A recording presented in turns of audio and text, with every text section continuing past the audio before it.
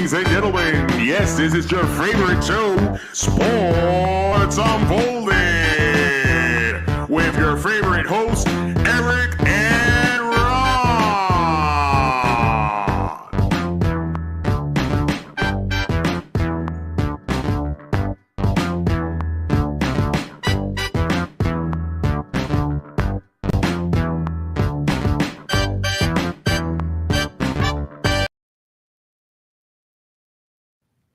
Hey, sports fans! Welcome to the best sports podcast on the planet, Sports Unfolded, where we cover all of the top sports stories that happened this past week. I am your host, Eric. Main man right over there, Ron. How are you tonight? I'm doing okay, but apparently I cannot see the chat. Oh, that's not a good thing. So I know I have to refresh at some point soon. All right. Well, if you want to refresh while I am just thanking all of our supporters out there, 990 WBOB in Providence, Rhode Island, want to thank you for the support, as well as 99.1 WDJY in Dallas, Georgia. You guys have been amazing. And SEC TV, Public Access Channel 12, out here in Southeast Connecticut, Public Access Channel 12. Thank you for the support, putting us on every Tuesday night at 10 p.m. We appreciate that support as well. We do want to thank everybody that will join us live tonight as well. If you are joining us live, please join the chat. Let us know if you want to talk about anything. Hopefully that's working. If there is somebody out there live, let us know. If you can join the chat, we'd love to hear from you. We've got a lot to talk about, lot to cover this week. Oops, something went wrong. Look, Eric, it's the joy of live TV, right? The joy. It's always a blessing. Always a blessing. It is. All right. So, Ron, whenever you're ready to kick this bad boy off, we could get going. It's up to you. If you have anything else, there we go. Kyle's on. All right. Thank you, Kyle. What's up with you? We're going to talk our leadoff story. Kirk Cousins and the Atlanta Falcons, they're at a crosshairs right now, and it seems like the Falcons may keep Kirk Cousins as their backup quarterback. Your thoughts on why this would even make sense for the team? I actually don't like it, because now you're going to have a rookie starting, and he's going to be looking over his shoulder. Every mistake he makes could be, his undoing, so to speak. Look, you got to make a decision. This is a team that does not have a clue what they want to do. And they're not tailoring. And I think that was a problem last year. They weren't tailoring the offense for Kirk Cousins, positives. Skill set. Yeah, I would agree with that. Like, his skill set was obviously didn't match, because if you think about Kirk Cousins' career, I mean, realistically, he's never been a guy that couldn't perform. And last year it just seemed like a shell of himself. The team went 8-9, barely could get out of their own way. Kirk Cousins, 18 touchdowns, 16 interceptions, got benched towards the end of the year, right, for Michael Penix Jr. And I think when Penix Jr. showed that he could start at quarterback, that kind of put the question in everyone's mind, like, Kirk Cousins is done.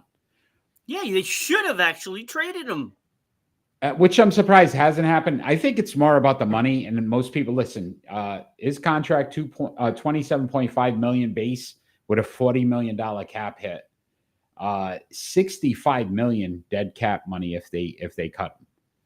So I don't think right now he does. Well, I don't know if he needs to retire, Kyle. I don't know if I agree with that either, but I will say this, that I feel like the problem is Atlanta has no leverage now, because they know they have to move him, and you can't move him because of the money, and they can't cut him because of the money. So most teams are like, okay, well, you deal with it until you really want to make a deal that is going to be more beneficial to the team that is going to take on that contract. I think Atlanta's in trouble here. I think obviously we are in Dallas, Georgia, in that market with 99.1 WDJY, but I'm sure those fans can't be happy about what's happening right now with the Atlanta Falcons, because how do you rebuild this team if you're stuck now with a quarterback that clearly you're not going to be to be honest, look, their best move is to cut him if nobody wants to trade for him. And at least you can recuperate some of the cap money. You're going to take a big hit. Let's be real with that, right? You're going to take a big hit. But why keep a guy rotting on the bench that is getting all that money when you can at least recuperate some of it and sign somebody to help?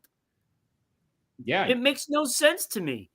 I agree with that. And I get it. They don't want to just lose them and take a big hit, but you have to do something, even if it's to trade him and eat most of the money yourself. You got to do something. You can't. Having him on the bench is pointless. It's pointless. And you can use the money that you recuperate for something else, another player. Yeah, they're gonna have to figure something out. And again, if you can't trade him, what do you do? Again, does he realistically? Danny, thanks for joining. I will say this, Ron, that at the end of the day, if you look at where this team goes, is it a security blanket? Kyle seems to think he's never been consistent. I will say his numbers have been consistently better than they were last season. I don't think he was a horrible. He's a good quarterback. First of all, let's get into that conversation of he's not a top notch. He's not an elite quarterback. He is not going to get you to the Super Bowl. He's a good quarterback. He's a gunslinger that makes mistakes. I mean, that's what he is. He hasn't been horrible. He's just lacking that clutch gene, right? You have a lot of clutch players throughout sports in history, and he's one of those guys that has great numbers but just can't close it. Yeah, Kyle says he's average. I agree. He's average. He's good. You put enough talent around him, I think he's pretty special. Again, tell Ron to back off me. He is rude. Ron, relax today. A good thing, Danny. The good thing, Danny, you can't see the chat. Only I could see the chat tonight, so he may not be able to respond back to you. Anyway. That means I'm going to refresh again. I can't. So I will ask you out there: is the Atlanta Falcons' decision to keep Kirk Cousins the right one? Because obviously, if we're going to sit back and look at this, is a team that needs still some pieces. They're not exact. Look, defensively, they struggled. I think they have enough offensive talent. I think we saw enough from that piece inside of the ball with Michael Penix Jr. to say, okay, he could be their starting quarterback. But if they keep Kirk Cousins, they probably won't be able to build on the defense. Is that a great move for the Atlanta Falcons? Well, that's the point, Eric. It's like you've got to improve the defense, because that's a problem. That's a problem. And you're not going to go anywhere, no matter who you are, if you don't have any defense. So you got to make a decision. You can't just keep him rotted on the bench and not bringing anything in. It doesn't matter if it's only a slightly above average player, but as long as the player is serviceable and can give you good minutes, even if it spells, one of your top players a few plays in the game, you got to have something there that you can use. And Kyle definitely gets something for him. Again, I think too, though, the quarterback market's starting to dry up. There's not a lot left open, right? What do you got? The Giants as a possibility, right? And who knows what they're doing? Aaron Rodgers possibly going there. Pittsburgh, but I couldn't see him going to Pittsburgh. Oh, thank you, Danny. But I will say, you get to a point too, like they may not have options to trade him.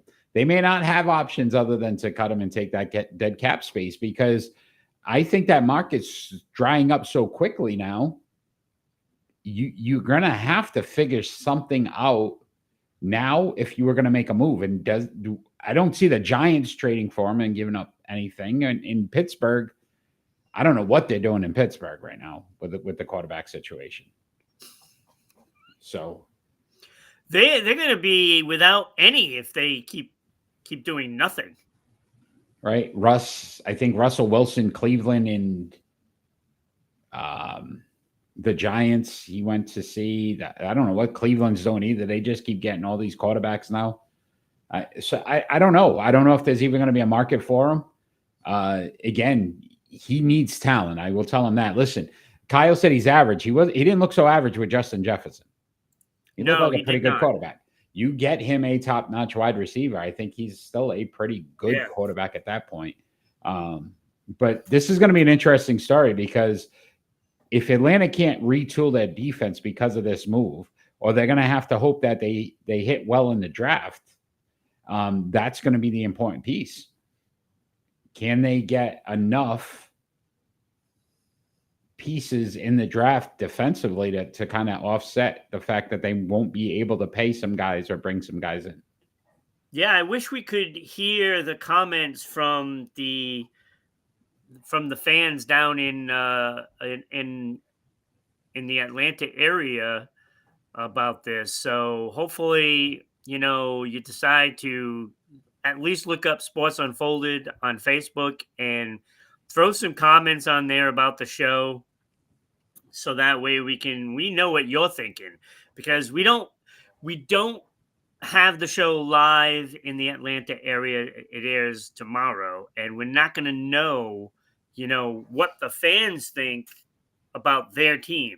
And I got a feeling it's a lot of what we're talking about, right? I think it's a lot of they need to get something for him, or replace some of the money, by cutting him. I mean, not that it's obvious that I'm a New England Patriot fan. I don't know what gives anybody that impression, but I will say this kind of reminds me, and I am not comparing Kirk Cousins or Michael Penix Jr. to Tom Brady, but when Drew Bledsoe and Tom Brady and that whole situation happened, and a lot of people in New England were starting to question, like, how do you get rid of Drew Bledsoe, who's been here? He was the high dollar guy. And Tom was still the unknown. Michael Penix still the unknown. That's what I think is happening right now with the Atlanta fans. If I'm an Atlanta Falcon fan, I'm thinking, like, Kirk Cousins, I know. Michael Penix, I've seen for 3 games. Yeah, and he didn't, he didn't, I mean, he played well. He didn't wow me. He didn't make me feel like, holy cow, these, the next coming of whoever. Right. So that's where I start to question, like, if I'm an Atlanta Falcons fan, love to hear from you, because I wonder if that's the same feeling you had when they cut Drew Bledsoe, or they let Bledsoe go. As a Patriot fan, I was like, what were they doing? How do you get rid of Drew? I felt it. I was like, oh, come on. Really?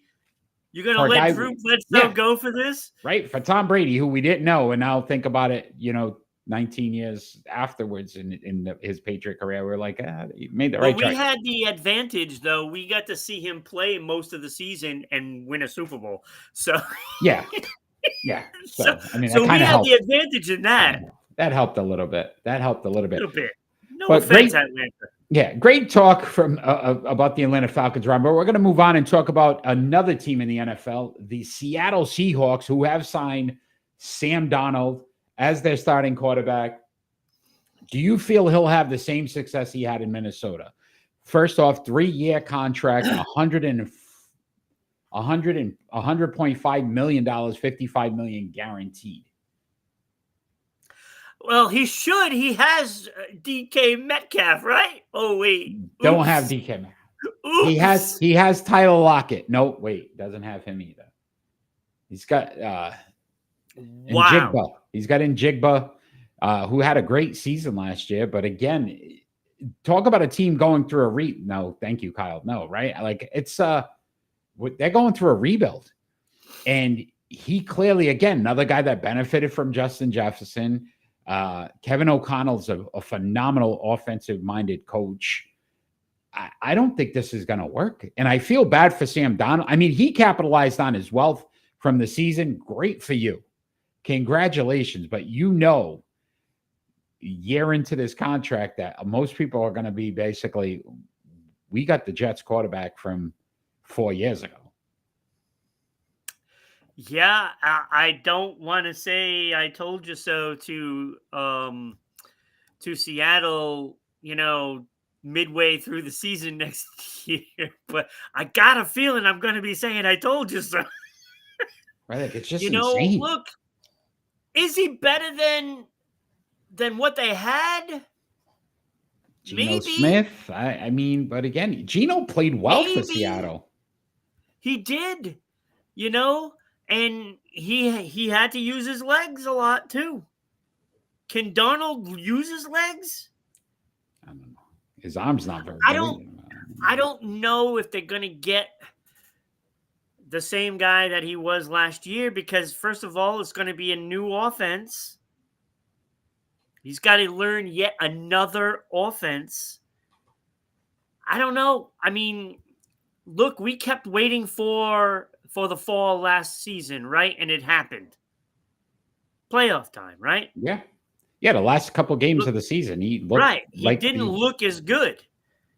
So Seattle's O-line, I don't think they're much better than what he had in Minnesota.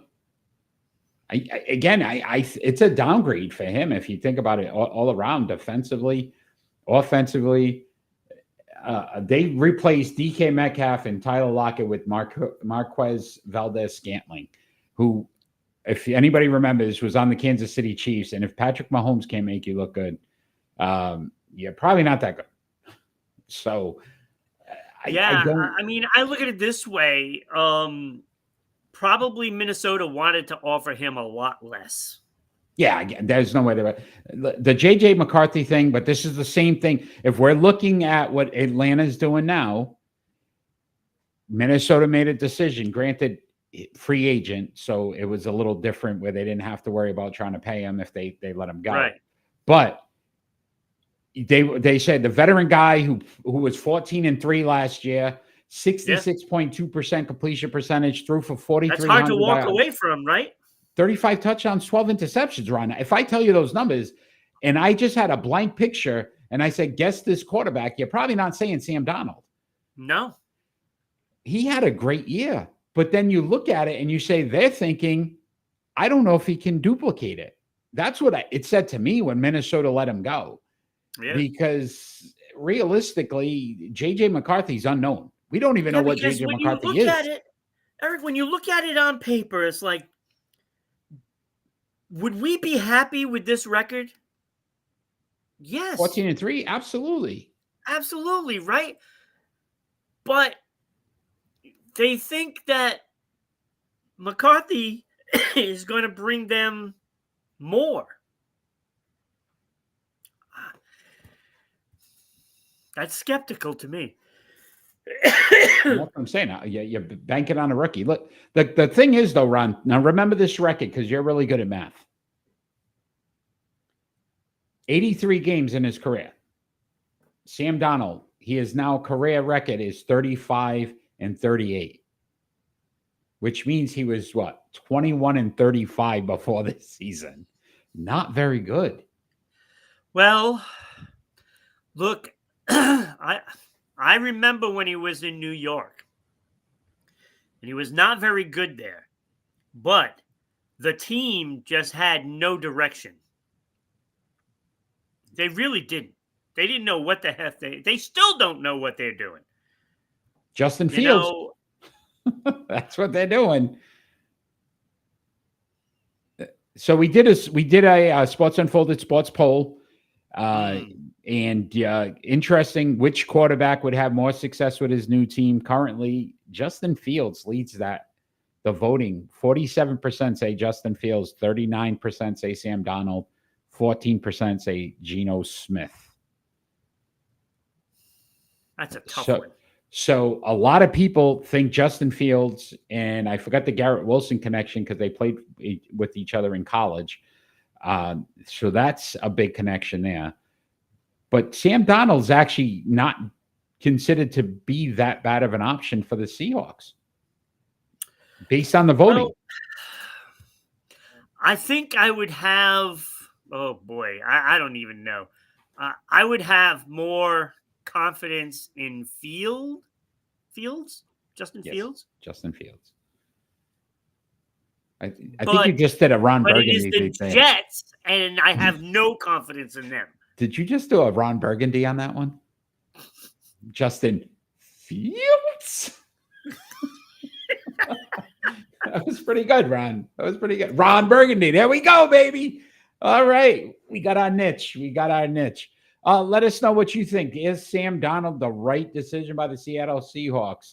Kyle already said no. Anybody else out there live, let us know what you think. But, Ron, we are going to have some fun because we're going to move on to our starting five.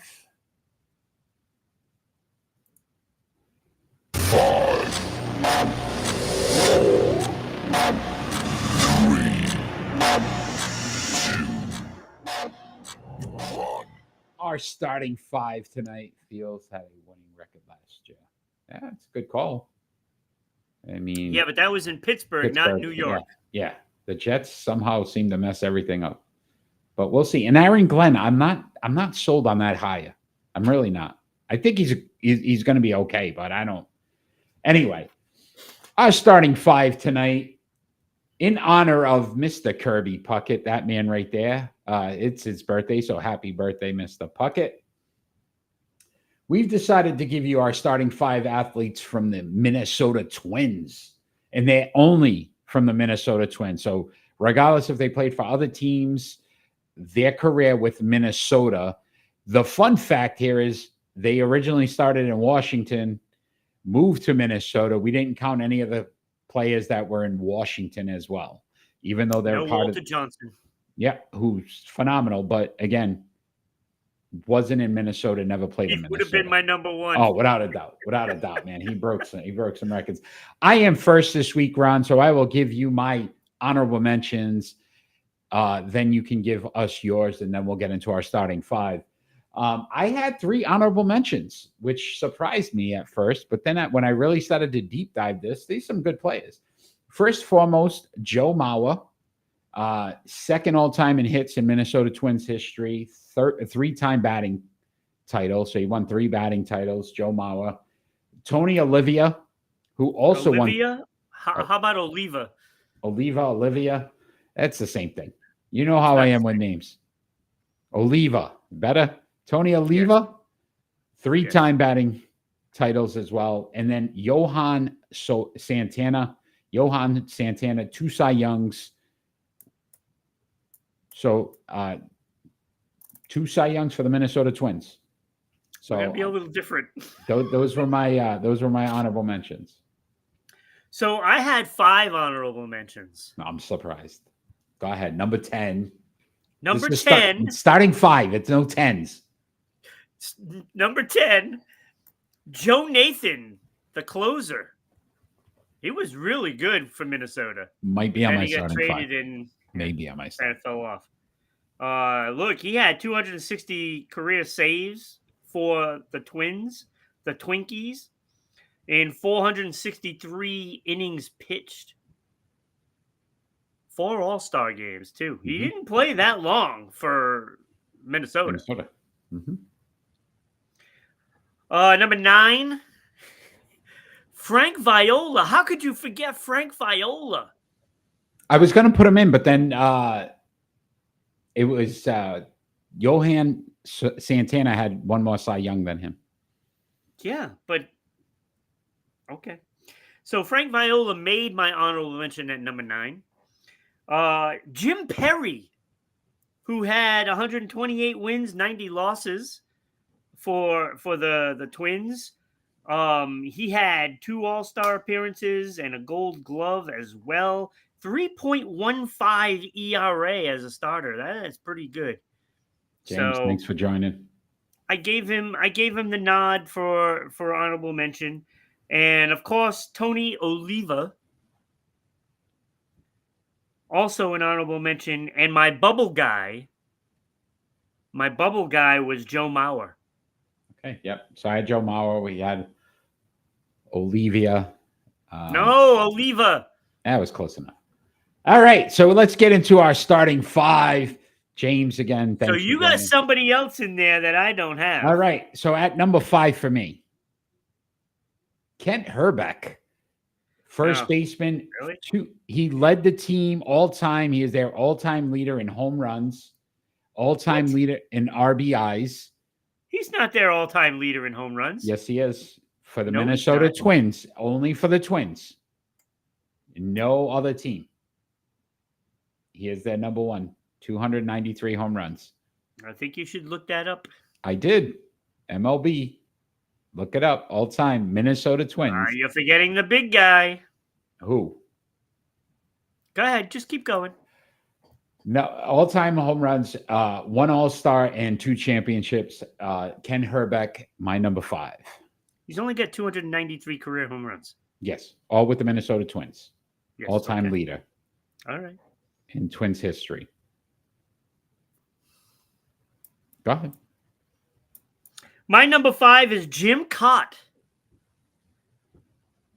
190 wins, 159 losses, 3.34 ERA. He had over 3,000 innings pitched, had 1,800 strikeouts in 484 games. Are those only the Minnesota? Because he started in only Minnesota. Because he started in Washington. Only Minnesota. Okay. All right. Hall of Famer.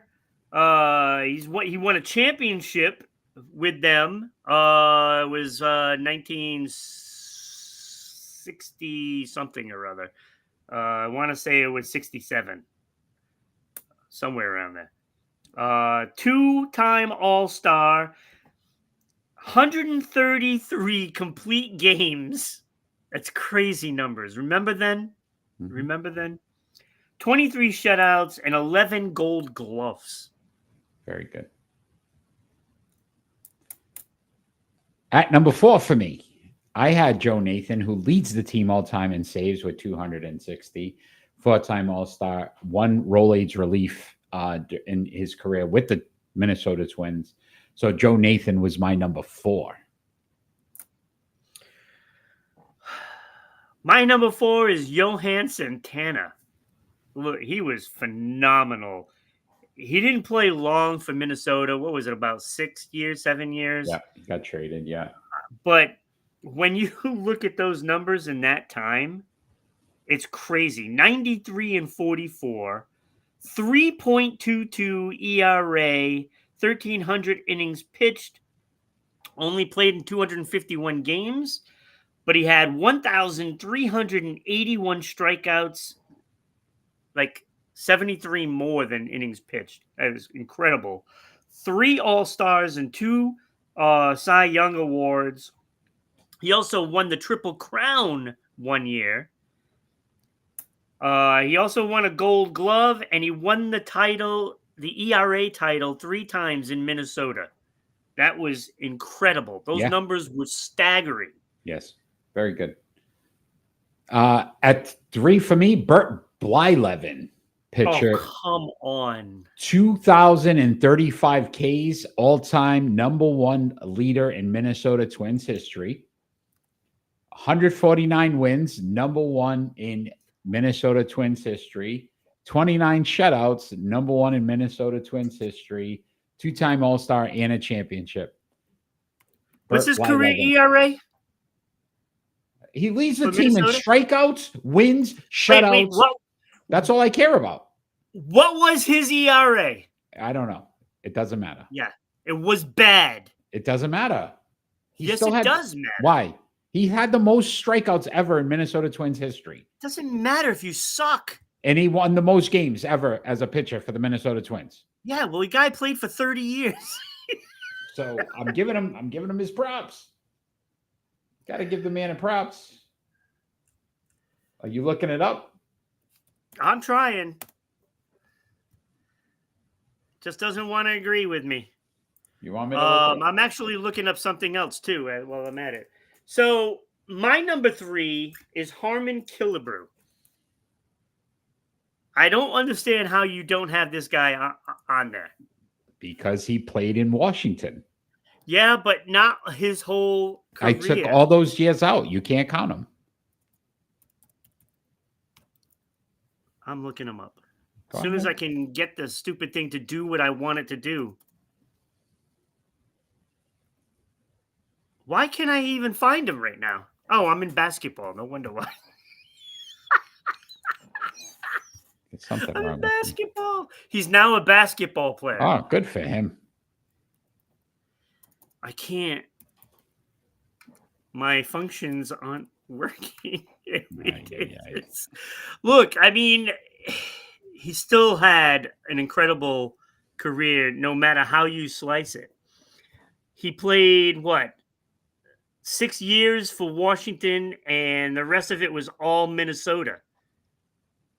I mean, you're looking at incredible power numbers: 48, 45, 49, 25, 39, 44, 17, 49, 41, and 28 home runs, 26 in his final season with the Minnesota Twins. You know what? That's the guy right there. That's the hitter. You know, there's no way you can put Kent Herbeck in front of him. That's insane. All-time leader in home runs. Blasphemy. Bert Blyleven, by the way, 3.31 ERA. It was not horrible. Okay, so I'll give you that one. For his career. But Kent Herbeck over Harmon Killebrew is insane. And with minute 0.28. So you are wrong on that one. Kent Herbeck didn't even sniff the top 10 for me. Never mind. I didn't count him because he didn't play his whole career for the Minnesota Twins. He played his whole career, almost his whole career there. Even if he still got like 10, 11 seasons of home run hitting, you still have to count them. I'm just saying. You made a mistake. Admit it. I did it. Kent Herbeck. At number 2 for me, Rod Carew, first baseman, all-time leader in Minnesota Twins batting average at 334, 12-time All-Star with them, Rookie of the Year, won an MVP and 7 batting titles. Rod Carew at number 2 for me. He's number 2 for me as well. I mean, he's a great hitter. I mean, I would, if it wasn't for the fact that they were in Washington, Harmon Killebrew probably would have been my number 1. So let me see. I'm looking it up. 21 years in Minnesota. What, Killebrew? Yeah, but then you're going to take out 1, 10. 2, So he still 3, played 11 4, seasons. 5, 6, 7 seasons. So minus all those. So that's 14. 14 years in Minnesota. 30, 70 something. Yeah, so you might be right. 400. See? Might be right on that one. All right, at number 1. Right. At number 1. It has to be Kirby Puckett, though. Oh, God, yes. Right? Kirby Puckett, 2,304 hits, all-time leader. Second in RBIs all time. Second in batting average if you take out all the other guys that didn't 2 championships, too. 2 championships, 10 All-Stars, 6 Gold Gloves, 6 Silver Sluggers, and a batting title. He's like, to me, he was like the Joker in basketball. You look at him, it's like, there's no way he's good. There's no way, right? And yet here he is, one of the best players to grace the game, you know, because there's no dirt on him, right? Yeah. Not that one. Like, he plays it the way it's supposed to be played. He did, yes. Pure hustle. Great player. He was clutch. He did a lot of things that were just great for the game. And, you know, like, he got the number 1. If we included Washington, Killebrew would have been the guy for me, but it would have been close. Breaking news. Cooper Kupp signs with the Seattle Seahawks. So as Sam Darnold has gotten his wide receiver. Okay, so he's okay. Then I say that Maybe he we wins might that. be a little bit better, right? So not as Yeah. bad a move by the Seahawks. They get him his quarterback, his Now, wide he receiver. might have said, "I'm not going to sign unless you Yeah, maybe get a it was. receiver." Yeah, it might have already been in the cards.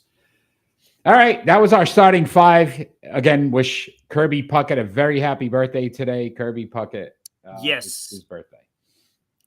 All right, What a Ron, great player. we're gonna move on to the NBA, and we're gonna talk about Steph Curry. Steph Curry is the first player ever in NBA history to notch 4,000 3-pointers in his career. What impact do you feel he's made in the NBA? I'd love to start tonight, if you don't mind. You know, Can I start? feel. I'd like to start. Oh, Because okay. I feel like this So may be wait, I know what this is going to be, and you're totally wrong. Look, this I may know be what you're going to say. I know what you're the going to most say. controversial thing I've ever said on this program and this podcast history. But as I was sitting back and I'm thinking about it, I truly think Steph Curry is now the most influential player ever in NBA history. He surpassed Michael Jordan as the most influential person in basketball. And this is why I looked at it, Ron. I agree. You thought I was going to get pissed. I really thought you would. The things that Michael Jordan could do, most players couldn't. So it was very hard to emulate that style, his play, the dunks, just the showmanship that Michael Jordan had. Steph Curry has taught everybody to shoot. There are 7-footers now that shoot 3-pointers from the logo. And it's can because make of it. him. It's because of him. He changed the whole complexity of the NBA. And I was crazy to think about it because I'm like, Michael. We're always Jordan. Steph Curry's impact on the NBA has taken over where now this is the norm. He's hit 4,000. I expect this to get broken at some point because everybody shoots now. Look, Eric, I'm going to take it a step further. This generation, he is the best player and the face of the generation. Not LeBron James, Danny boy. Not LeBron James. It is Steph Curry. He is the face of the NBA for this generation. The best player of this generation, period. Period. He's got the championships. He's got the scoring. He's got the hustle. He's got everything. Everything that you want in a player is right there. Steph Curry. Yeah. It's pretty crazy to think about. 4,000 too, like unreal. It's an insane number. Just look at the Celtics, right? Like think about what he did in that championship where Boston, right? Steph Curry took over, became a finals MVP. There was always questions about that. That it was all the other guys around him. That's why he won those championships, and he proved that he could still be the guy. He's taken 4,000 threes in his career, or made 4,000 threes in his career run. 9,441 attempts. He's at 42%, which is still pretty damn good. Like if you look at it, pretty damn good. 42% of his 3-pointers. And he's not one of these like just shoot it from the line. He'll shoot it from the logo. He'll shoot it from wherever he has to. So yeah, Kyle's right. I mean, you look at the Celtics now, it's because of Steph Curry. Right? They shoot the most threes in the NBA. That's their whole offense. And Joe Mazzulla said it. You hit more threes than teams hit twos, you win games because that's an extra point every time. That's right. So, and it's true. It's true. And that's where I say I was thinking about it, and I'm like, he surpassed Luka is not the MVP.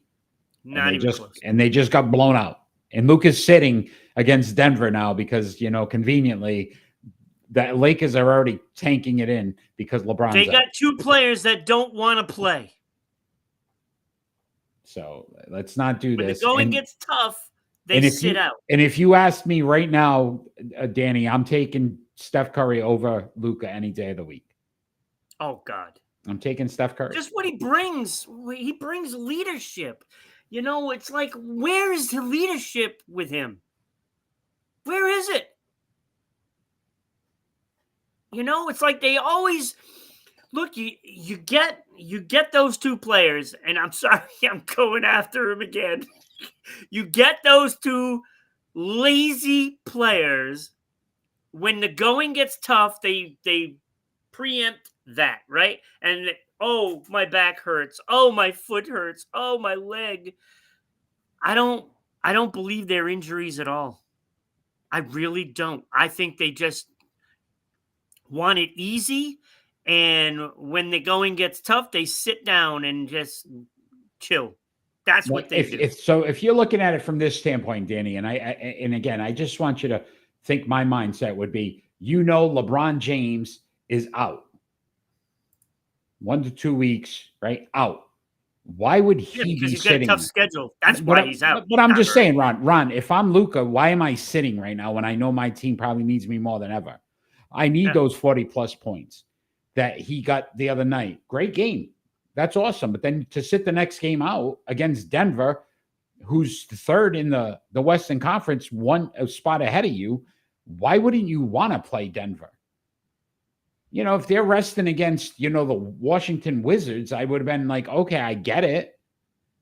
But you're resting against a top-notch Western Conference team now. You suck it up. And your other players out. Your other star players out.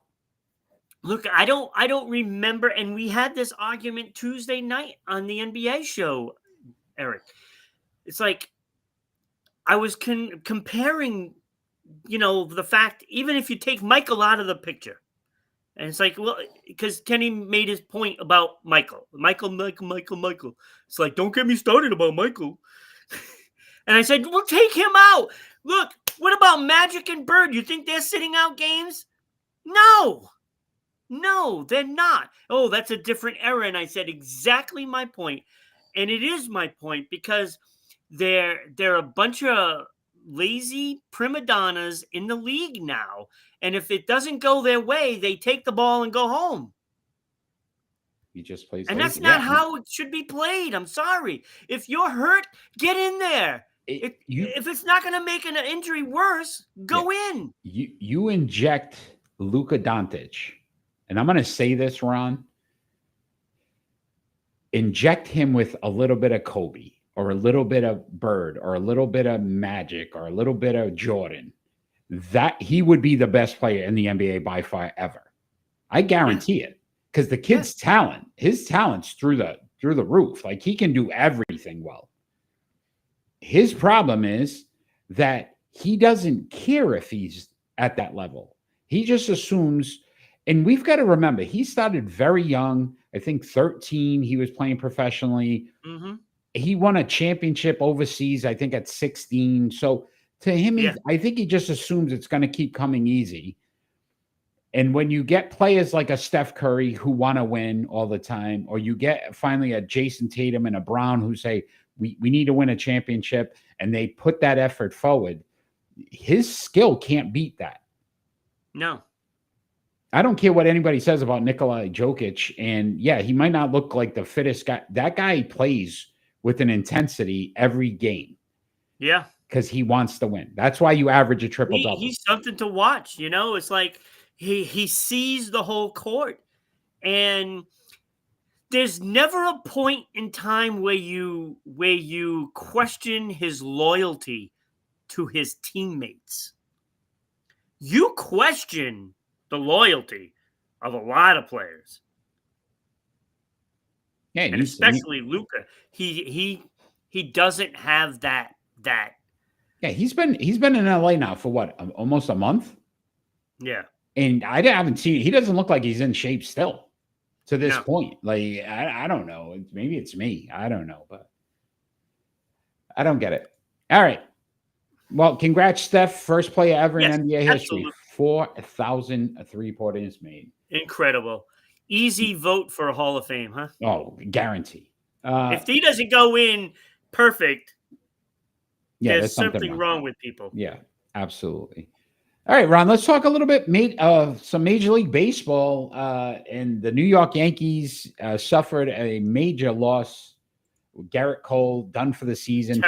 Tommy John surgery. Yeah, because you got Giolito already out on the IL. There we go. Can the New York Yankees still win the AL? Oh, is he already? He's already out.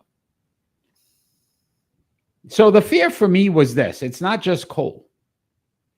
Stanton, questionable, may not play this season either. And then Gill, who was last season was a very good rookie. He's out for a few months. It's the combination of all the injuries instead of just Cole. Cole's a big loss, but they made out without Cole. But again, Cole was the best pitcher in the American League.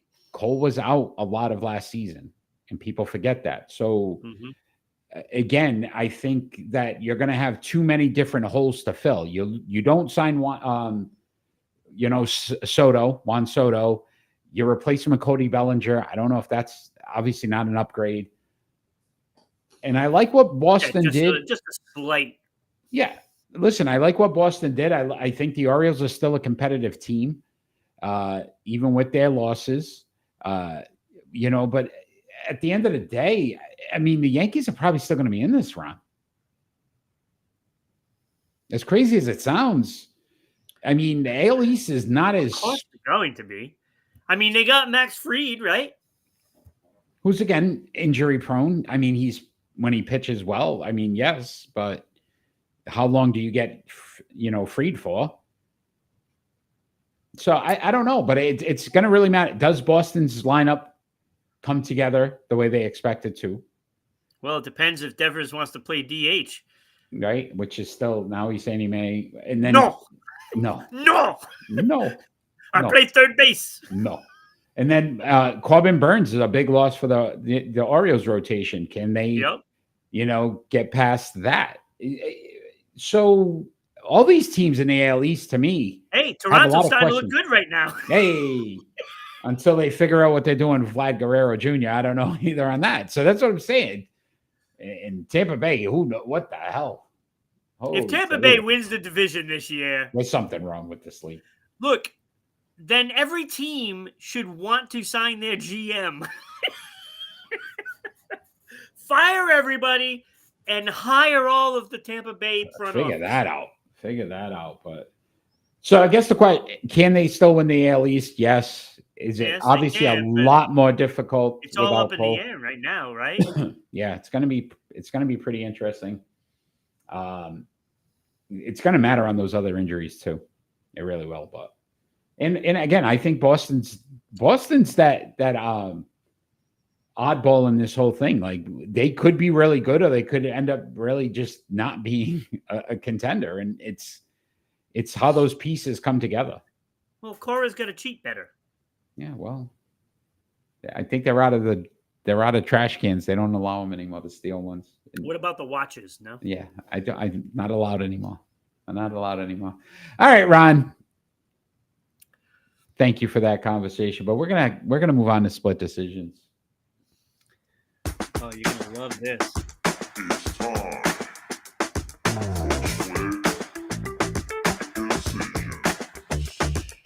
Our split decision segment, basically, we give each other two more likely scenarios or questions, and then we have to make a decision based off of our question. I am first this week, so I will start us off, Ron. My first split decision. Myles Garrett signed an extension with the Cleveland Browns, becoming the highest paid defensive player, right?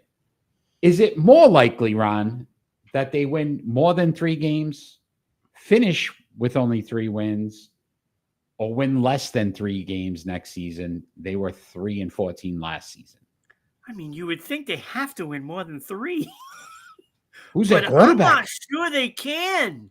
I don't think they did anything this offseason other than rework the Deshaun Watson's deal, because they realized how bad that was.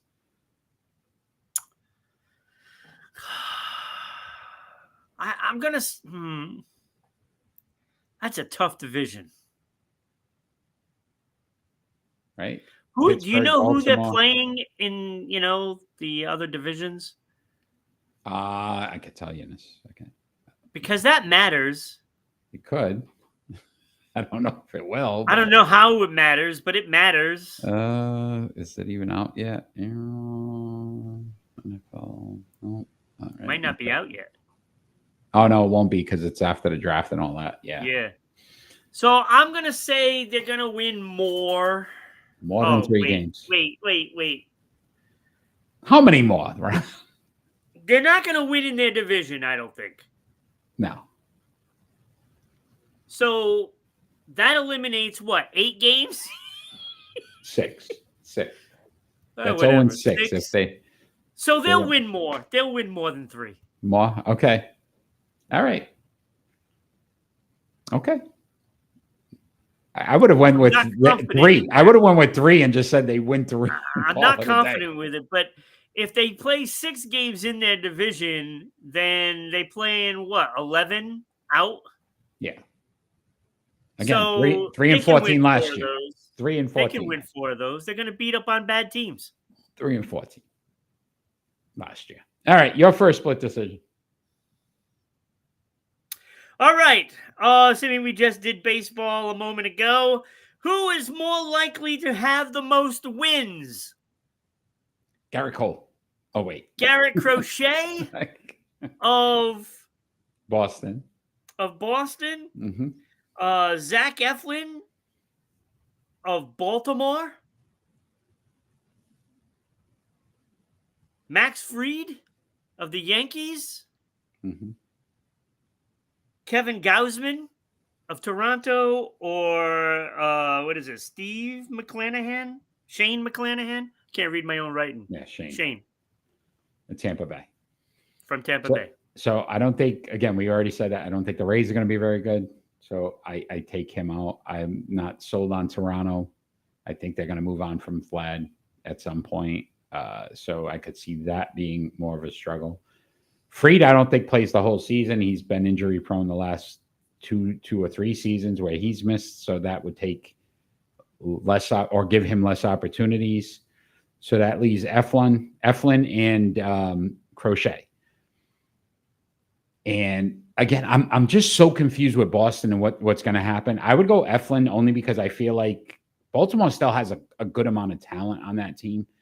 They lost the starting pitcher, but they still got some good bats. They still got a good lineup. So I would probably say Eflin would be there first. Okay. There we go. That's nice. I love how you broke it down there. See that? I got you, buddy. I got you. All right. Good. Now, if a team can get all 5 of those guys on one team. Oh, what a starting roster that would be. All right. My second split decision, Ron. Tampa Bay Rays are now not going to build a new stadium. Oh, come on. Is what what has been, reported. Is it more likely that they change their mind and build a new stadium, stay at Tropicana Stadium, or leave Tampa Bay altogether? I think it might be more likely they leave Tampa Bay. So the reports I'm seeing, so they're playing obviously in Steinbrenner Field, the Yankee spring training for this season. Based off of that, they're going to make a decision on fan interest if it's worth staying in Tampa Bay. So there's a good shot that the Tampa Bay Rays will no longer be in Tampa Bay. That's my thought. Now the question is, where do they end up? Can't go to Vegas. We're already going there. So I don't know. Oakland? Imagine that. That'd be funny. Oh, poor Bass. Oh my God. Out of the frying pan into the fire. Right? Like what the hell? It's like, yeah, we went from one crap situation to another. Thanks. Hey, you know what?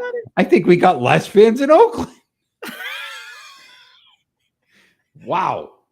That poor things. You would think that they have to stay in the East, though, wouldn't they? Yeah, who knows? Or have to realign again. Yeah. Maybe they go with Carolinas or something. They don't have a baseball team. Virginia. Ugh. How about West Virginia? Nothing's ever in West Virginia. Boy, I almost said something to get myself in trouble. Ron, your second split decision. My second split decision is going to sound familiar. Who is more likely to have the most wins? Hey! Hold on. You are not watching a replay of what's unfolded right now. Right. So Drake May of the New England Patriots. Okay. Josh Allen of the Buffalo Bills. Tua Tagovailoa, or Justin Fields of the New York Jets. Who's going to have the most wins in the division? Like overall? Just Josh Allen.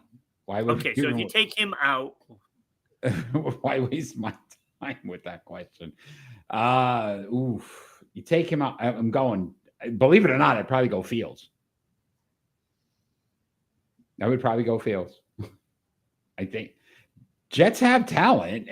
Maybe he does something to get him 8-9 wins. I don't think Drake May's there, and Tua is definitely. I don't know. That team's all beat up in Miami. But hey, how about the Worthy there from Kansas City? Got arrested. Yeah. Yep. Beating up his family members. That's nice. Yeah. Nice guy, huh? He got off. I think. Yeah, he got off. Hey, calm down. Hey, we're a family show.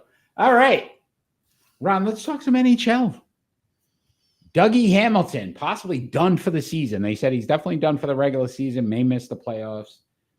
The question would be, is the New Jersey Devils done as well? Mm-hmm. Yeah, they lost Jack Hughes. I mean, Jack Hughes. That's what I'm saying, right? Like you think about, we just talked about the Yankees injuries, right? Jack Hughes, their best player, done. Dougie Hamilton, obviously a veteran presence, a good, very good player. It's a big loss in the back end. They did trade for Brian Dumoulin, yeah. Right? To try to stop that gap, but obviously not the same quality player as Hamilton. This is a tough one, but the Devils 3 points ahead of Ottawa for that last the second wild card spot. But I think they're making the postseason because I think they're about 8 points ahead. They're 8 points ahead in the wild cards. I'm not so sure they're going to make it. I'm not so sure. I'm not so sure. They could be in trouble because you got a few teams that are playing really well. Columbus, Ottawa, even Montreal, the Rangers. I mean, you got a lot of teams that are really started playing well, and then not that far out. Yeah. It's only 4 games, 4 wins for another team, and you go into a 4-game losing streak, it's over. And you lost your best player and your best defenseman. I'm not so sure they're going to make the playoffs now. Yeah, could be very questionable. 9 goals, 31 assists, 40 points, plus 9 on the season. 3 game-winning goals, 1948 in time on ice, which is tied for 5th on the team. So obviously he's out there a lot, and he's tied for 5th in the plus-minus. So this is a big loss. He anchors their power play. So if he comes back for the postseason, you still give them a shot to make the cup, or you think at that point too much time has been missed? I don't think they have a shot at making the cup, even if they did have those players in. All right. We'll see what happens here. Good luck, Devils. I don't think anybody's ever said that, but we're going to root for the Devils to doesn't seem right. I'm sure somebody has said it. Let me ask you this. They changed certain team names, right? But yet they keep the Devils, right? They keep the Devils. How does that make sense? I don't see anything wrong with it. Nothing? Nah. All right. I'll let it's not. What? Are you insulting the devil? It's like we're encouraging it, though. We're encouraging the Devils. It's a devil in all of us, I guess, right? Some more than others. Just ask Danny. Danny's still there? Danny's not. He was done. He said he gave up, I think. All right, Ron, let's move on to our pick and roll. Can't hang. It's time for pick and roll. Hey, episode 11. So we decided to do these great NBA players who have won number 11. And that is Isaiah Thomas, Walt Frazier, Kyrie Irving, Klay Thompson, Yao Ming, and Alvin Hayes, all wore the number 11 in the NBA, or currently wearing the number 11 as well. We're going to rank them. We're going to rank them from 6 to 1. I am first this week, Ron, so I will start us off. And this was a tougher than I thought it was going to be. At 6 for me, Yao Ming, and I thought but he had very good numbers: 19 points, 9.2 rebounds, 1.6 assists, 8-time All-Star, 5-time All-NBA, and he was on the All-Rookie team. I did not think he had that good of a career. Five-time All NBA, and you think about the centers that he played against. That was pretty impressive. So at 5, Klay Thompson for me, even with the 4 championships. I know that sounds crazy. 19.2 points, 3.5 rebounds, 2.3 assists, a 5-time All-Star, 2-time All NBA, which hurt him to me, All Rookie, and 1-time All Defensive. At 4, I went Kyrie Irving, 23.7 points per game in his career so far, 4.1 rebounds. Obviously, he's not going to add to that this season. Wow, that was a shot. 5.6 assists, a 9-time All-Star, 3-time All-NBA. He won a Rookie of the Year in Cleveland and 1-time champion with the Cleveland Cavaliers as well. At 3, this is where it got a little interesting for me. I went Isaiah Thomas. Isaiah Thomas, 19.2 points, 3.6 rebounds, 9.3 assists. He was a 12-time All-Star, which was tied for the most on this list. 5-time All-NBA, a 1-time assist champion, All-Rookie, a 2-time champion, and 1-time Finals MVP. But that wasn't good enough to beat at 2 for me. Walt Frazier, 18.9 points, 5.9 rebounds, 6.1 assists. 7-time All-Star, 6 All-NBAs, which was one more than Isaiah Thomas. I love the 7 All-Defensive from Walt Frazier, All-Rookie, and a 2-time champion. But I had to put at number 1 Alvin Hayes, who averaged a double. Elvin Hayes. Did I say Alvin? Elvin Hayes. Alvin! Damn chipmunks. 21 points per game, 12.5 rebounds, so a double-double for his career. 1.8 assists, 12-time All-Star, 6-time All-NBA, 2-time rebounding, a 1-time scoring, 2 All-Defensive, All-Rookie team, and a championship. So I went Elvin Hayes at number 1.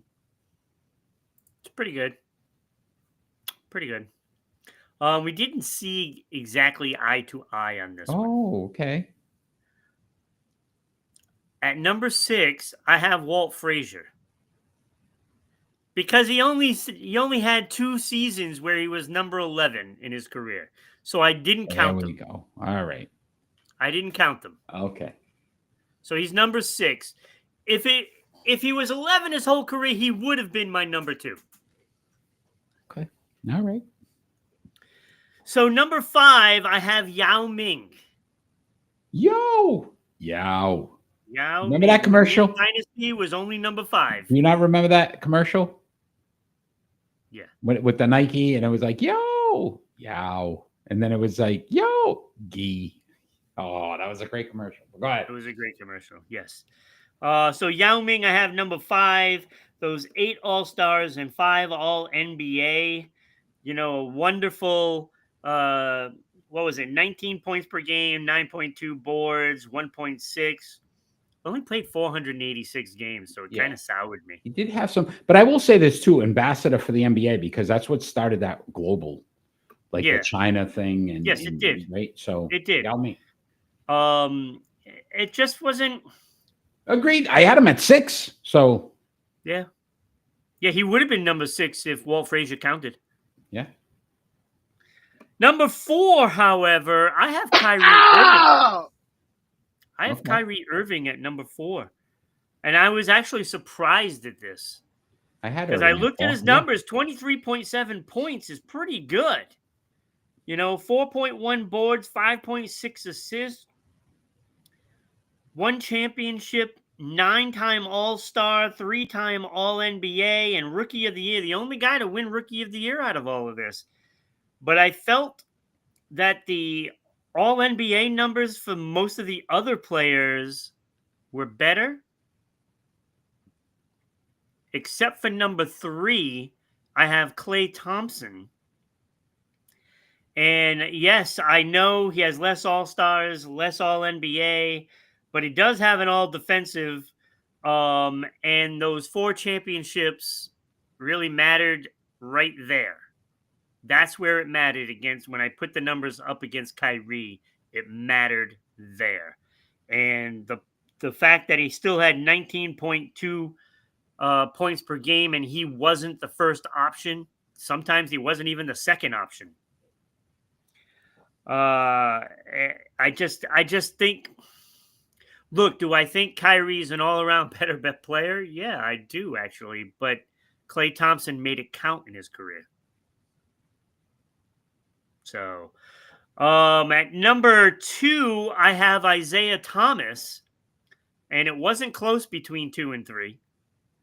He was clearly ahead.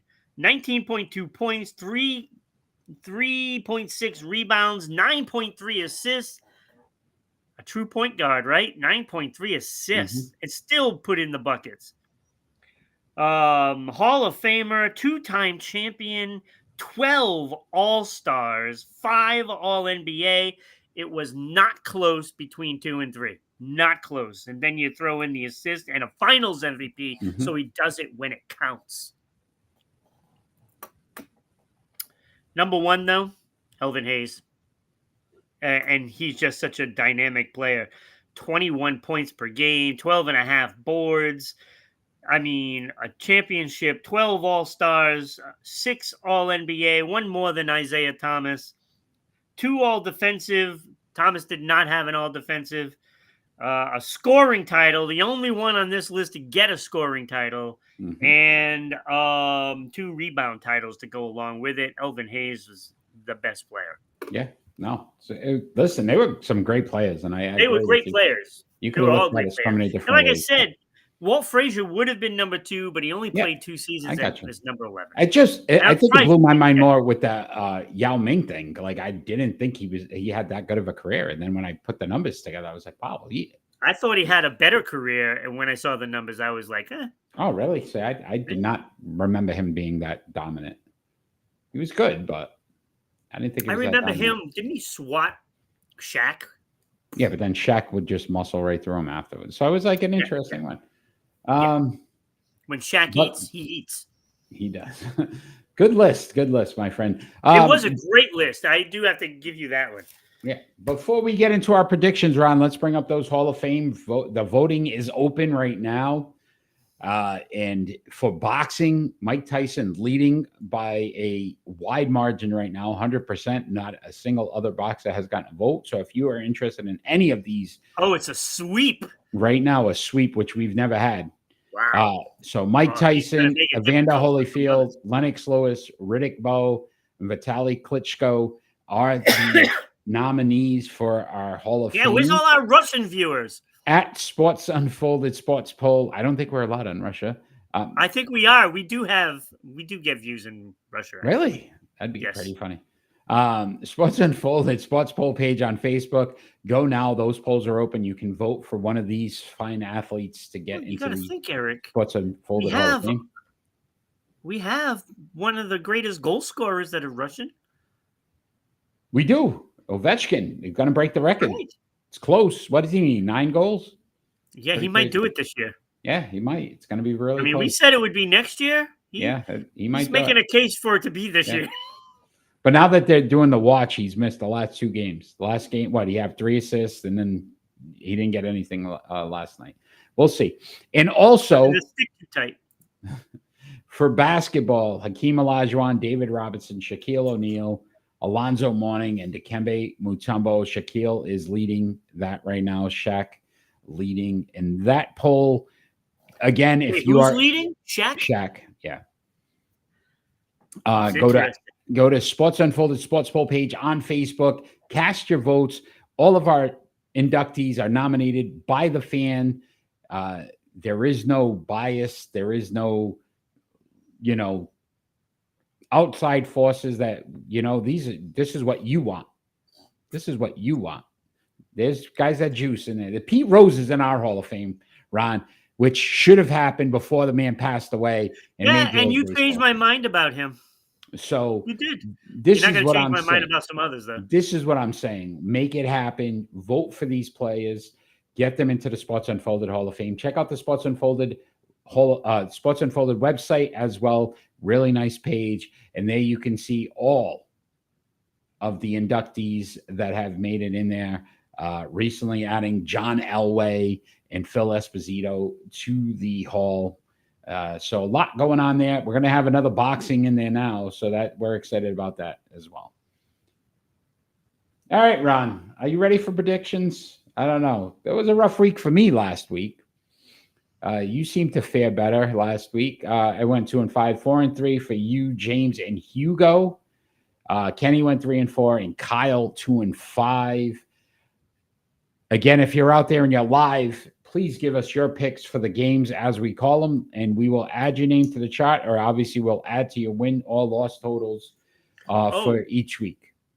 And it's going to be, look, I have the Cal Ripken package thing here. Cal Cal Ripken, and then his whole family, and then there's like 3 to 4 cards in between that are, it's pretty good. It's a pretty good so prize. You could win a prize if you finish better than one of us each week during our prediction segment. So again, I am first this week, Ron. So let's start off with March 15th, tomorrow. You got the New York Knicks at the Golden State Warriors. Mr. 4,000 himself. Knicks are weird on the road. Don't seem to play as well. Golden State 9-1 in their last 10. That Jimmy Butler trade definitely seemed to spark them. I'm going Golden State. Yeah, I'm going Golden State too. I'm not going to go against Steph at home, especially if he gets on a roll, and he's going to be gunning for 5,000 in that game. Would it be a Curry roll at that point? I guess it could be. It could be.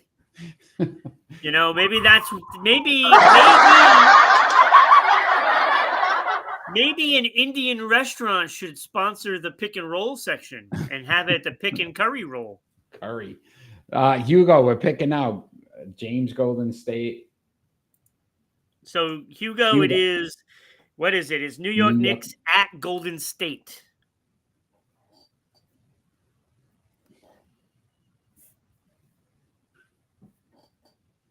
Oh, I actually have to pay attention to this. Yeah.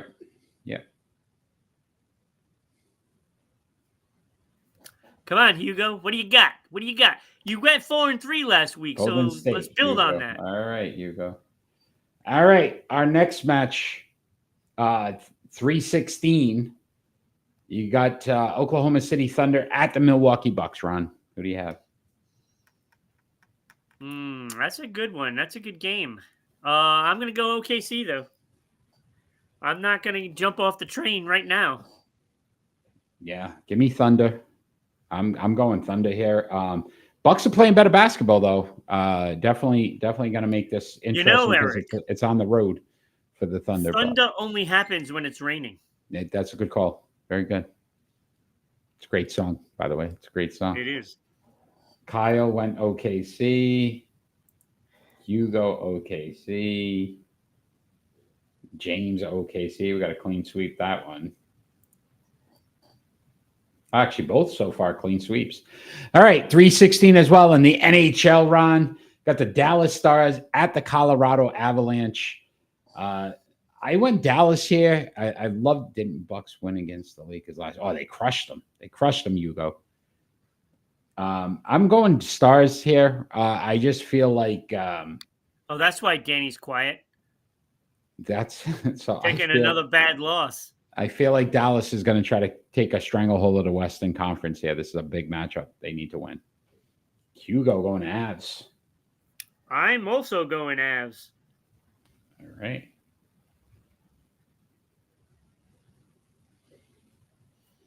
I like the goaltending more in Dallas, so.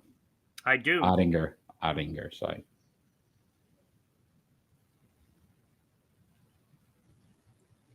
Yeah, Bucks basically blew out. James going Dallas, and Kyle's going to Avs. So we're split, really. Avs, cadavers. All right. 3:20, Ron. We got the Florida Panthers at the Columbus Blue Jackets. Who do you have? Marchand. I'm going to go Columbus. Ooh. I'm going underdog here. I'm going Columbus. They're playing some great hockey. They are desperate. Yeah. Bennett might be feeling pain from that Zadora fight. That was one way. Kyle went Panthers. I agree with Kyle. I'm going Panthers. I love the moves they've made, and I think they're going to. Were they like Jagger? Move like Jagger. Yes. Florida Avalanche. Oh, Florida Avalanche. I don't know what that means. You going Florida or Florida, James? Hugo? What are the teams? Florida Panthers at the Columbus Blue Jackets. He's going Panthers. All right. I'm on my own on that one, huh? On your own on that one. All right. College basketball later tonight. Number 10, Clemson Tigers at number 13, Louisville Cardinals. Again, that's the tournament. They're both the 2-3 seeds, so this is a big matchup. That's a tough one because Clemson used to be number 1, weren't they? Clemson was, yes. But Louisville playing very good right now. I think it's my pick. It's your pick, right? It is. Kyle went Clemson. I'm going Louisville here. I'm going Louisville. I think they're 9-1 in their last 10. Clemson just as good, though. They really have both been. Yeah, I'm going Louisville as well. James is going UConn. James. Oddly enough, they win the game despite not being in it. Yes. Yes. Did we give him a win for that? I meant Louisville. All right. You know what made a complete turnaround? Rick Pitino with St. John, man. Holy cow. I know. Nobody's talking about, all his past things now because here he goes winning again. He's going to go to a big school again. Guarantee it. Yep. Who we missing? Hugo. There he is. All right, Hugo. All right. Major League Soccer, Ron. Columbus Crew at the San Diego Football Club. That's on 3:15. Who do you have? Last week, tie, by the way.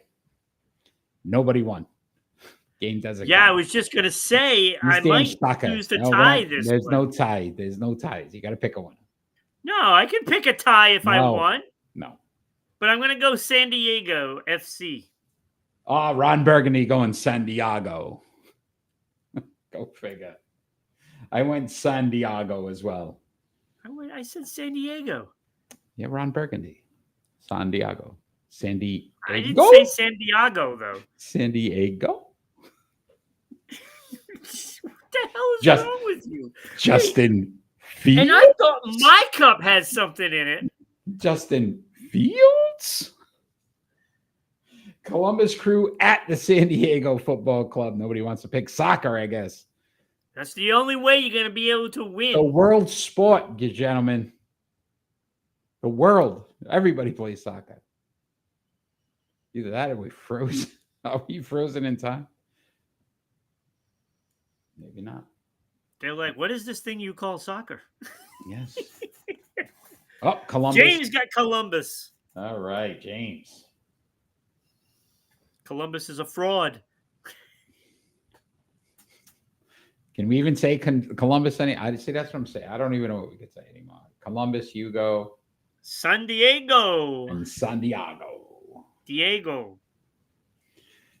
Have you not seen Anchorman? I hated the movie. Oh, yeah, something wrong with you. I don't like Will Ferrell. Ugh. Ron, here's a new one for us. We haven't picked this before, but it is the I was like, what the hell is this crap? The laces at the Rose? What is this? Semifinals right here to go to the championship in the Unrivaled League.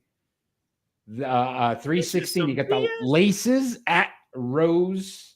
Who do you have? I'm gonna go Rose because they're the highest seed. Oh, I just caught some flack from James because I don't like Will Ferrell. Right? That's crazy. I didn't like that movie either. What? Didn't like it. What's wrong with you? I can't feel my legs. Like Will Ferrell. I can't feel my legs. I don't like Will Ferrell. I don't like Jim Carrey. Yeah. Tie. You can't go tie. Jeez. It's not going to end in a tie anyway. Roses. James going roses. Hugo going roses. I think they only have one loss. Oh, yeah, the rose, by the way. Kyle. What do you got? Unrivaled. What a sport. Are they going to 3 play on that 3. the song "The Rose" if they win? Every rose has a thorn, Ron. Okay. Not laces. So. Well, I was thinking "The Rose." No. Kyle went rose What is as that? well. Bette Midler? Yes, it was. Or is it Barbara No, Streisand? I don't Barbara remember. Streisand. I think it was Barbara Streisand. Baba. All right, leave my Rhode Island accent alone. And also, to get to the finals, you got the vinyl at the Luna Owls, Ron. Who do you have? Oh, I'm going Luna Owls all the way. Where else are you going to find a moonbird? Right? Think about it. We just had the blood moon, owls, lunar. It's all tying together. Who? Luna. Who? The owls. I like it. Kyle, hello. Hello. This is Lionel Richie over there. We got Lionel in the house. The show is getting away from us. Barbara Streisand's been mentioned. I don't know what's going on right now. Who? Blood moons. I don't know what's going on. Guns N' Roses. The Owls. Who doesn't love a good owl? They really got to come up with better names for these guys. They got to come up with better names. These names are atrocious. They are. Luna Owls, just not a good name. Hey. Could be worse. It could be worse. It could be a lot worse. Maybe it offends people it could like be owls. like the Indians versus the Redskins. That's what I'm saying. I mean, what if people don't like? They're upset with the owls, and I don't know. I think everybody else kind of quit on this. Yeah. So, are Vinyls fans saying "kill the owls"? Because that would be a problem. Stream was lagging, Kyle. All right, so we got the vinyl at the Luna Owls in the Unrivaled. Who's your pick? Are you Owls. asking me? Kyle got Owls. So the only one we're missing now I'm is not Hugo. sure. I don't know. I don't think it's lagging. Hugo. It's saying we haven't dropped any frames. All right. We might have lost Hugo. Let's we got NASCAR, Ron, to end it. 316. You lost Hugo at the Roses. Oh. Probably. Maybe he's a Harry Potter fan. He was upset about owls. Oh. See? That's it. We've offended Hugo. 316, Ron. You got the Pennzoil 400. I almost Put it up, boy. Coming 28th. Hugo didn't hear the teams. It's the vinyl at the Luna Owls. I mean, everybody knows the Unrivaled League. Come on. Sports Unfolded, we covered all. The house is too loud. What's going on in your house, bro? All right, look at Hugo. He's having a house party with the owls. He's partying up. He's playing some vinyl. Vinyl, that's what I was just going to say. Yeah. It's a hoot over there. Oh, man. Man. Christopher Bell. All right, Kyle already in it. All right, so this is what we should have been talking about earlier today in the show. Christopher Bell just won his third race in a row. Yeah. And it was the third time winning that race in a row. Yeah. He won the last 2 years. Who? So I think he's going Owls. That's what I'm going with Hugo. He's going Owls. So Christopher Bell has just been on fire. I called it. Yeah, he has been. Who? Christopher Bell. So who you going? I am going with Kyle Larson. I also went with Kyle Larson. So he's won this a couple of times in a row. Yeah. James is going Byron Leftwich. He's your host. He's your co-host next week. So good luck. Well, I think he's going William Byron. That's what he wants, William Byron. And we did lag just there. Okay. William Byron. Okay.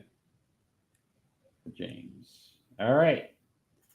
Hugo, I know it's partying up over there, but I don't know if you got a driver. Chase Elliott. Chase. Okay. All right. Or either that he's asking if it's a car chase. Oh, come on. All I know is who. Yes. Yes, Byron. All right. So, Ron, before we end our show, let's just talk about his head hurts. Today's show is brought to you by Owl of Olay. Hey. Owl of Olay. Who? Yeah. All right. Want to thank all of our listeners in Dallas, Georgia, WDJY 99.1 FM, wait, let me put that up. As 9. Wait. All right. There's that one. 99.0 DJY FM, Dallas, Georgia, as well as 990 WBOB in Providence, Rhode Island. Thank you for the support. And SEC TV, Public Access Channel 12 here in Southeast Connecticut on every Tuesday night. We appreciate the support. We also want to thank, obviously, everyone out there, but Sports Unfolded is still looking for a sponsor. So we want to make sure that we get a sponsor for Sports Unfolded. Ron, I would love for you to tell all the wonderful people out there how they can do so. Yeah, I would too. Look, it's simple. All you have to do is just send us an email at ribroadcasting.media@gmail.com. We can send you all the information, and we have a great media kit that we can send you, and it'll tell you all the information you need to know. But the only information you need to know is that it is less than going to your local India restaurant and ordering some curry rolls. I was going to say it's cheaper than a pet store buying an owl. So it is also cheaper than buying an owl. Yes. So get on that keyboard and start typing all that stuff into your email. Send us a notice or just call me. Whatever. All right. Just call me. Let's make this happen. Let's get some banners up there for Sports Unfolded. We've got some big things in the works. Might be going live. Working on something now where we're going to go live to a place of sports interest. So it'll be really cool. And we will give details for that when that finalizes. As well, I want to thank all of those that have joined us live tonight. James, Hugo, Kyle, you guys have been amazing. Danny was out there for a little bit as well. Next week, I will not be on the show. James, my man James here, will be filling in for me next week. I'm going to Vegas. I'm trying to, work some big deals here for Sports Unfolded. So we'll see what we can do for that as well. But Ron, it is that time for our final thoughts. And our final thoughts don't necessarily have to be about anything sports related. It could be about anything happening in the world today. I am first today, and I'm going to keep it simple. 3/16, my friend, is a very special day to me. My firstborn, my daughter Jasmine, will turn an age. I'm sure she doesn't want me to say, but very proud. I will say this. I don't know if you remember, Ron, but I remember she wasn't even a year old, and we did a Sports Unfold. That's how long we've been going on. And we're pushing almost 30 years of Sports Unfolded, which is absolutely insane to think about, that we've been doing this, even with our little break. It's been 30 years of Sports Unfolded, which is pretty remarkable. So first off, I want to make sure. Yeah, somewhere in there. I said almost 30 years old. We're somewhere in there. But I will say that first off, happy birthday to Jasmine. Hope you have an amazing day. And I want to thank you for 30 years of just continuing to and allow me to do what I enjoy the most is talking sports and having some fun. So thank you, Ron, for that as well. That is my final thought. Oh, not two of them? Not two tonight. I'm keeping it simple. Okay, so my final thought is for NASCAR. Go figure, right? Because while looking up all the stuff that I know, I do my research, and you look at the standings, and there you see William Byron, number 1 in the standings. Why is it so upsetting to me?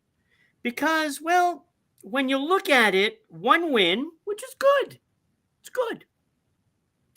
He has 2 top 5 finishes, 3 top 10 finishes, and led 100 laps so far this year.